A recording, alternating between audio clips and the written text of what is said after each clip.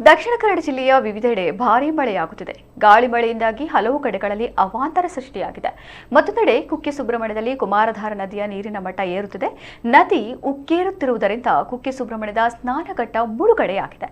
ಅಲ್ಲದೆ ಪುತ್ತೂರು ಸುಬ್ರಹ್ಮಣ್ಯ ರಸ್ತೆಯ ಕುಮಾರಧಾರ ಸ್ನಾನಘಟ್ಟದ ಬಳಿ ಹೆದ್ದಾರಿಗೆ ನೀರು ನುಗ್ಗಿದೆ. ಹೀಗಾಗಿ ವಾಹನಗಳ ಸಂಚಾರ ಕೆಲ ಕಾಲ ಸ್ಥಗಿತಗೊಳಿಸಲಾಗಿತ್ತು.